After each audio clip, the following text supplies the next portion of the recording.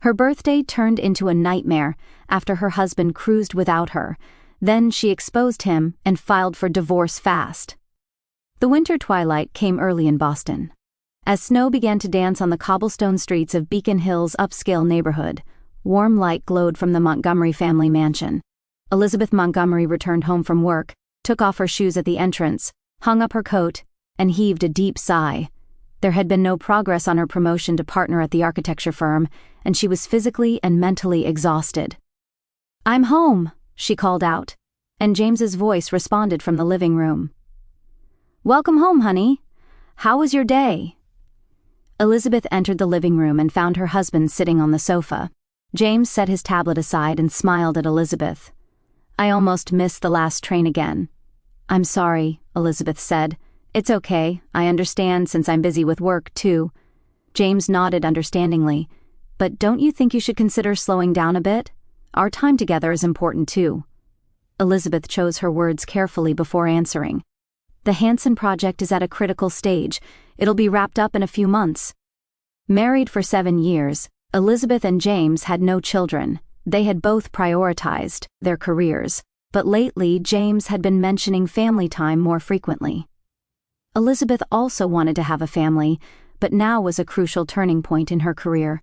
The next morning, Elizabeth woke up early and was preparing breakfast. Looking at the calendar, she noticed her birthday was marked for the following week. When James came downstairs, she asked, "Do you have any plans for next Friday?" James showed a troubled expression.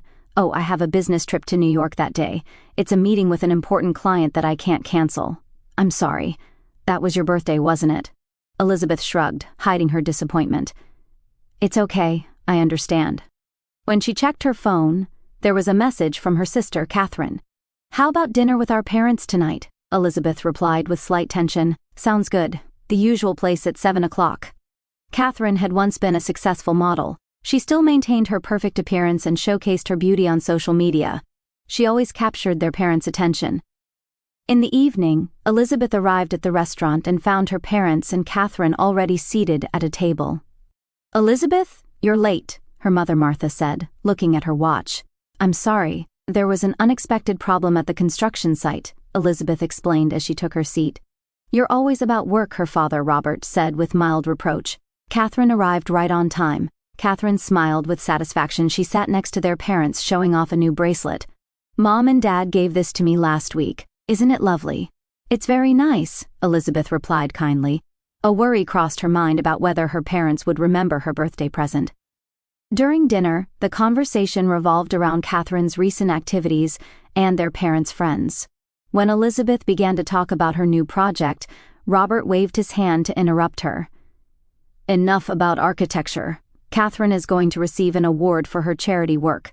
Listen to that." Elizabeth nodded silently and listened to her sister's story. Though accustomed to being excluded from family conversations, she couldn't help feeling a pang in her heart.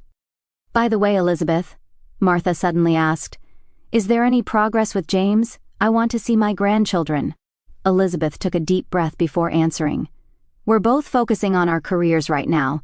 But in the future, you're already 35, Martha said worriedly. "You can't wait forever." Catherine interjected. "Don't worry, Mom. Elizabeth always puts work first." Elizabeth remained silent. Despite her family's criticism and cold attitude, she continued to treat them sincerely. Every Christmas, she prepared heartfelt gifts, and she organized gatherings for family anniversaries. That was her way. When she returned home, James was still up working. Elizabeth briefly mentioned the dinner with her family and how her parents favored Catherine as usual. "Don't mind it," James said, embracing her shoulders. "You're a wonderful architect, and I'm proud of you." Elizabeth was comforted by her husband's words. Despite her family's coldness, at least her husband supported her, she thought. Elizabeth kissed James and headed to bed to prepare for an early start tomorrow. Morning light reflected off Boston's skyscrapers, and the construction site was bustling with activity. Elizabeth Montgomery, wearing a helmet, was in earnest discussion with the construction supervisor. The Hansen project had the potential to be a turning point in her career. If successful, she would certainly be promoted to partner at the firm.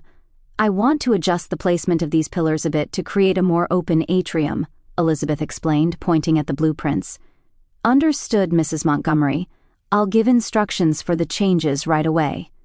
The construction supervisor nodded. Elizabeth smiled with satisfaction and surveyed the site.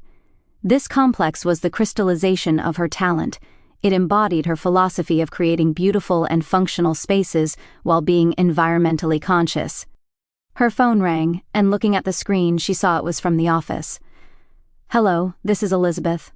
Elizabeth, it's Roger. The client is requesting design changes. We need your response by the end of today. Her boss's voice was urgent. I understand. I'll return right away. Elizabeth hung up and heaved a deep sigh. She called out to the construction supervisor. I need to return to the office, but before that, I'd like to check the upper floor once more. She began climbing the scaffolding. The 5th floor of the building was still just a framework with temporary wooden flooring. Elizabeth walked carefully, checking the sense of space. Suddenly, there was a strange sound from beneath her feet. The wooden floor creaked and cracked. Mrs. Montgomery, be careful. The construction supervisor's warning came, but it was too late. Elizabeth felt the floor collapsing beneath her. She tried to grab onto something, but her hands caught only air. As she fell, for a brief moment, the faces of her family flashed through her mind. When she regained consciousness, Elizabeth was staring at a white ceiling.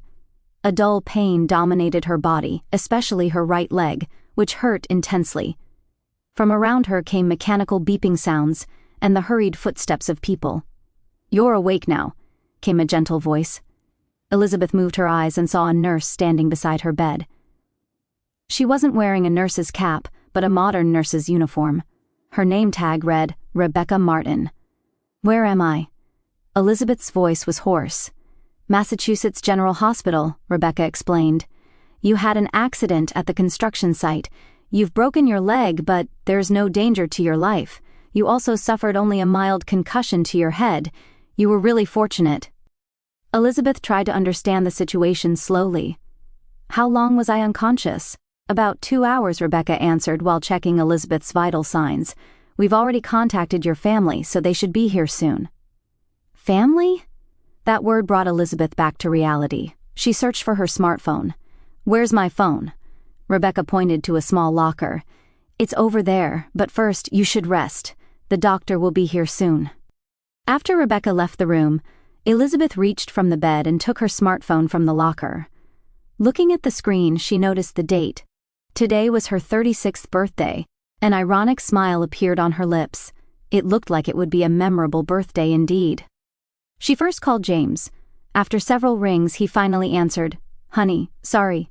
I was in a meeting. Did something happen? Elizabeth explained in a calm voice. There was an accident at the construction site, and I'm in the hospital now. What? James's voice was filled with surprise. Are you okay? I'm fine. Just broke my leg, but I'll probably have to stay in the hospital for a while. Oh, I see. James hesitated. Actually, I have that business trip to New York starting tomorrow. Should I cancel it? Elizabeth hesitated for a moment.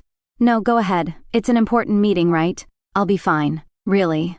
There was relief mixed in James's voice. You'll be okay by yourself? Yes, don't worry. After ending the call, Elizabeth sent messages to her parents and Catherine. Her parents immediately replied, That's terrible, but we have a bridge club tournament this weekend. We'll come see you after that. Catherine's response was, Take care. I'm busy with charity events this week, so it'll be next week. Elizabeth put down her phone and stared at the ceiling. On her birthday, everyone in her family said they were busy. She tried to understand. Everyone has their own life. She often prioritized work, too. Still, a sense of loneliness spread deep inside her. That night, after being examined by the doctor, Elizabeth was told she would need to stay in the hospital for at least 1 week. The fracture was complex and would require rehabilitation. When she returned to her room, Rebecca came in with a dinner tray. Happy birthday, Rebecca said cheerfully. On the tray was a small cupcake with a single candle. How did you know? Elizabeth was surprised. It was written on your admission paperwork. Rebecca smiled. Spending your birthday in the hospital isn't fun, but I thought this might make it a little special. Elizabeth was touched, tears welling in her eyes. Thank you, Rebecca. You're welcome. Rebecca lit the candle. Now make a wish. Elizabeth closed her eyes and took a deep breath. What should she wish for? Health, success, love? She blew out the candle and gave Rebecca a grateful smile. Will your family be coming? Rebecca asked. They're all busy, Elizabeth shrugged. I understand. Rebecca gently held her hand. I'm your assigned nurse, so call me any time if you need anything. That night, Elizabeth lay in bed, gazing at the starry sky visible through the window. Phone calls and messages from friends brightened her mood a little. However, there was no contact from her family. Several days passed, and Elizabeth was beginning to get used to the monotonous life in the hospital room. James called occasionally, but said the meetings in New York were running longer than expected, and he never actually visited the hospital. Her parents and Catherine were the same. Only Rebecca was her sole comfort. How are you today? Has the pain eased? Rebecca asked cheerfully during her morning rounds. A bit, Elizabeth smiled. Thank you, Rebecca. I really appreciate your help. That's my job, Rebecca replied kindly. Besides, you're a wonderful patient. You never complain. Elizabeth laughed. Complaining won't change anything.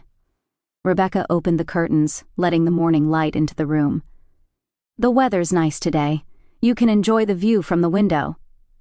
Elizabeth sat on the bed and looked outside. The Boston cityscape spread out with people going about their busy lives. She thought about her architecture firm and the site, feeling concerned. However, she had already been informed by the office that the project was progressing without problems despite her absence. Are you bored? Rebecca asked. Should I bring you some books? I'm fine. Elizabeth picked up her smartphone. With this, I won't be bored. I can read the news or check social media. Rebecca nodded. I'll come back later then.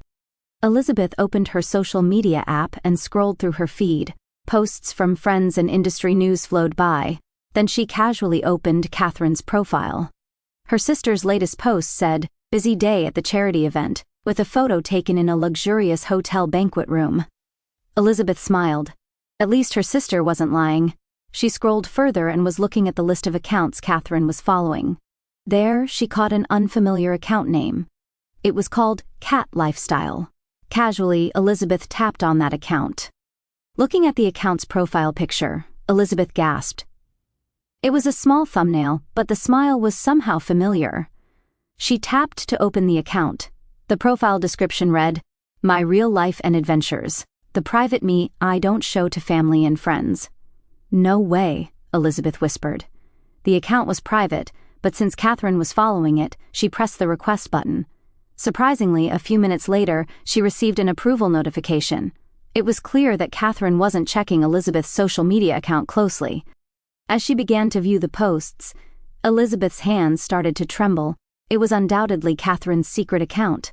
Unlike her usually perfectly curated posts, these were more raw and candid. Elizabeth's eyes caught the most recent post. It was dated 3 days ago, right after her hospitalization. The photo showed Catherine, their parents, and James smiling and toasting on the deck of a luxury cruise ship.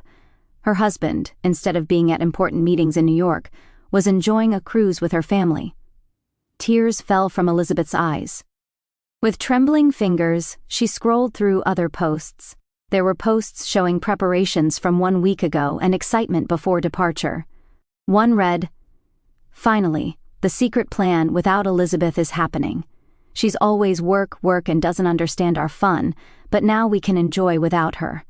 That was posted a few days before her birthday.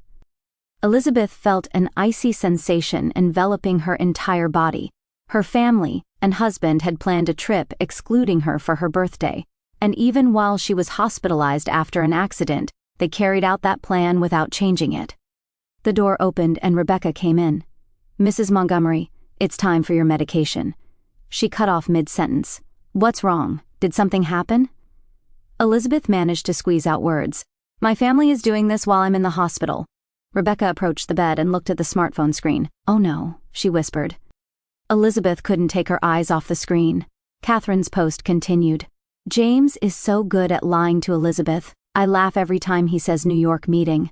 The post was accompanied by a photo of James relaxing poolside with a cocktail. His expression was more open and happy than Elizabeth had ever seen. I've been deceived for years. Elizabeth's voice was hollow. Rebecca sat next to her and placed a hand on her shoulder. Take a deep breath. This is such a shocking discovery.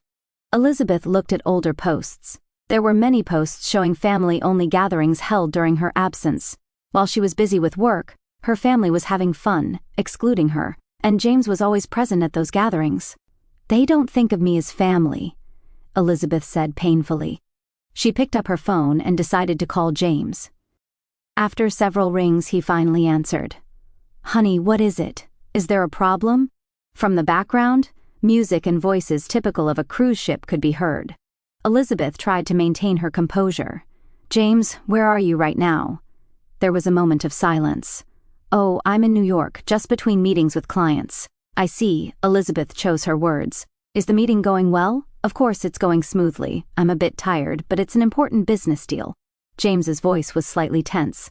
I'll be back in a few days, don't worry. Elizabeth smiled while looking out the window. Enjoy yourself. What?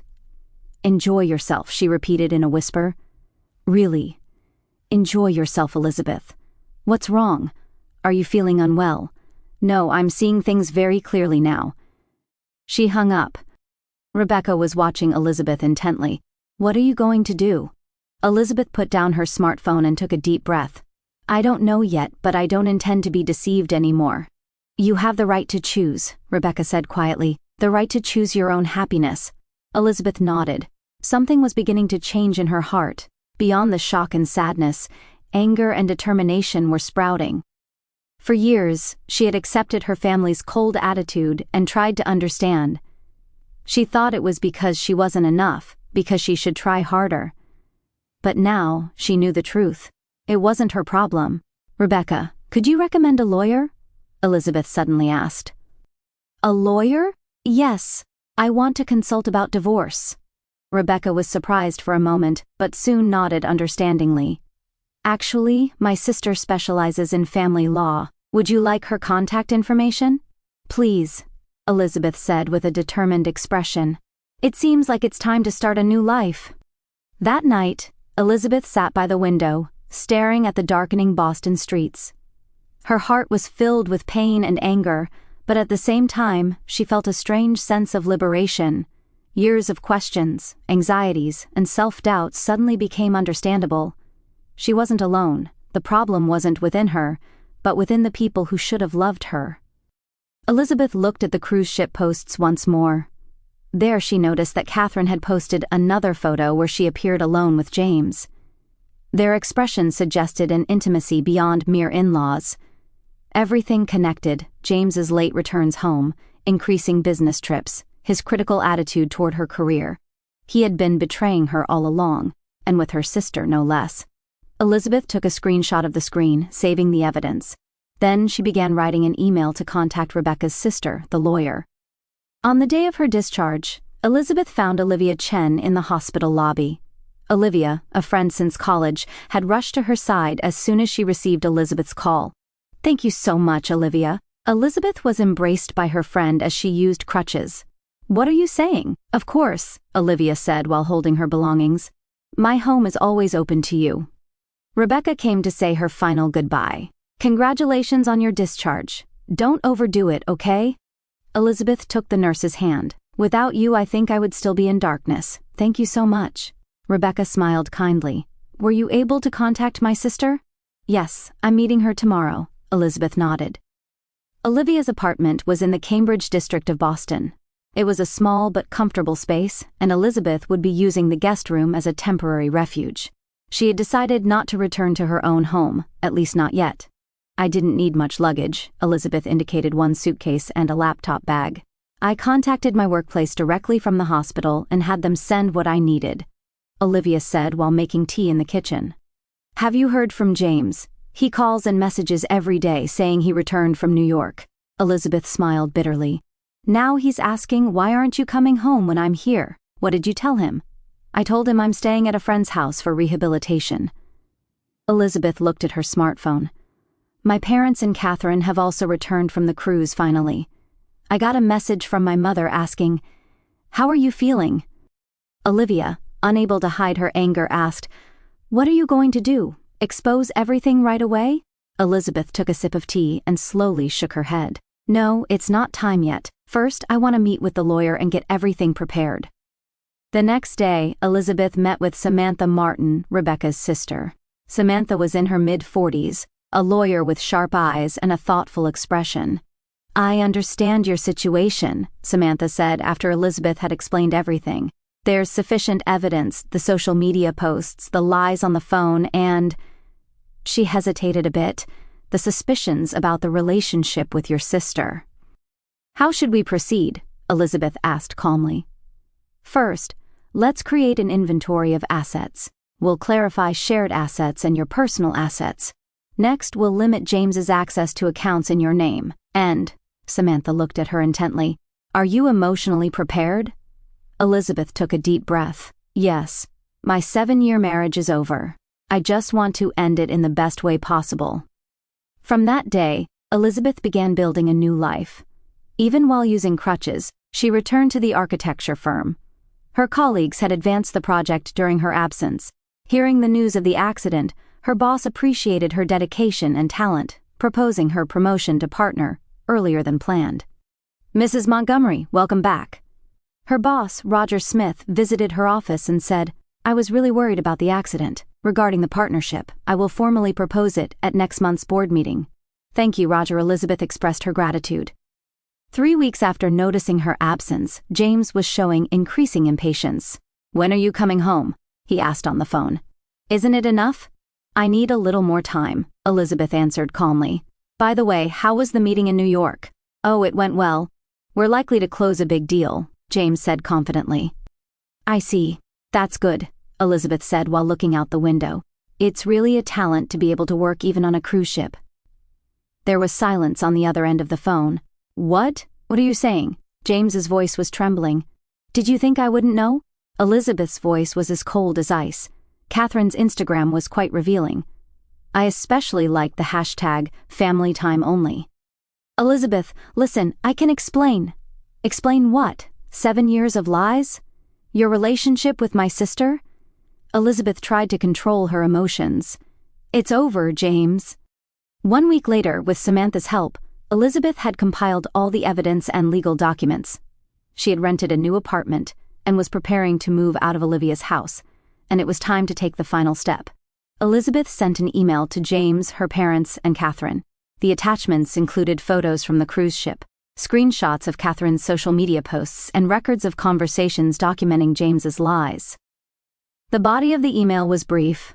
I will no longer be deceived. Divorce papers have already been sent to James. All communication should be through my lawyer, Elizabeth.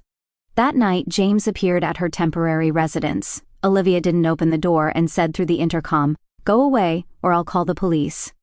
The next morning, Elizabeth's cell phone received angry messages from her parents. How could you embarrass the family? Bringing problems outside the home. Her mother had written. There was not a word from Catherine. On the day Elizabeth moved to her new apartment, she stood on Olivia's balcony one last time, overlooking the city of Boston. Any regrets? Olivia asked, standing next to her. No, Elizabeth smiled. Rather, I think I should have done it sooner, but that too is part of my life. A few days later, she received a call from James's lawyer. He intended to contest the property division.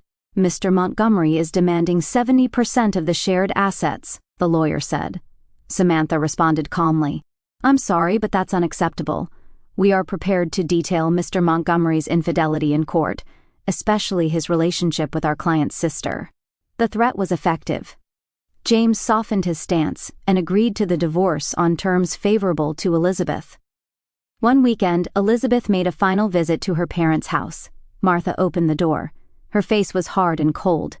May I come in? Elizabeth asked. In the living room, Robert was reading a newspaper. He put it down when he saw his daughter. Have you come to apologize for destroying the family? He said in a harsh tone. Elizabeth stood before them, looking straight into their eyes. No, I came to tell you the truth. A real family doesn't betray each other. I've always sought your love, but now I understand. I have the right to live my own life. Martha pursed her lips. You were always selfish. No, Mother, Elizabeth said quietly. I just learned my worth. She headed for the door.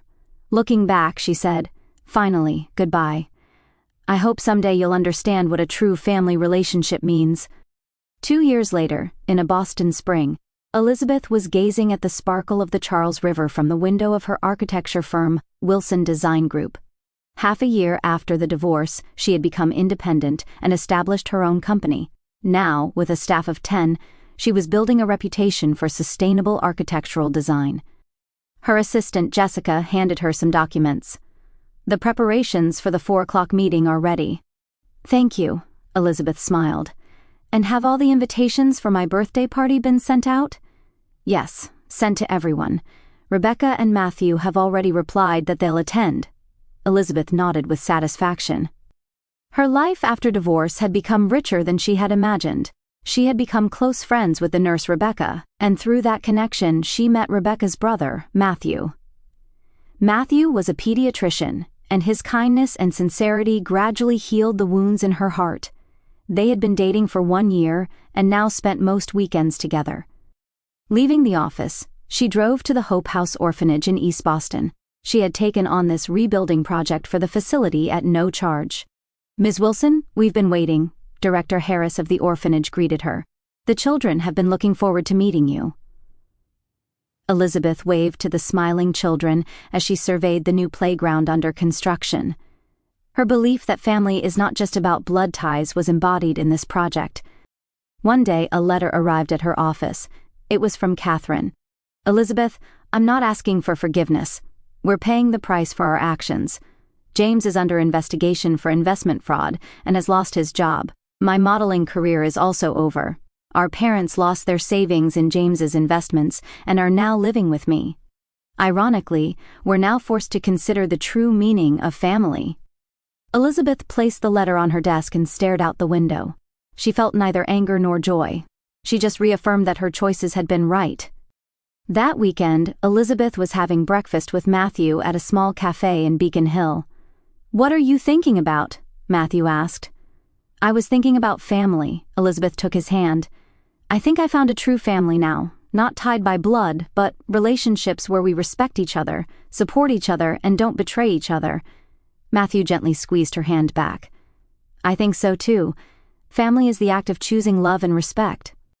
On Elizabeth's birthday, her new family gathered at her apartment. Rebecca, Matthew, Olivia, and colleagues from the architecture firm.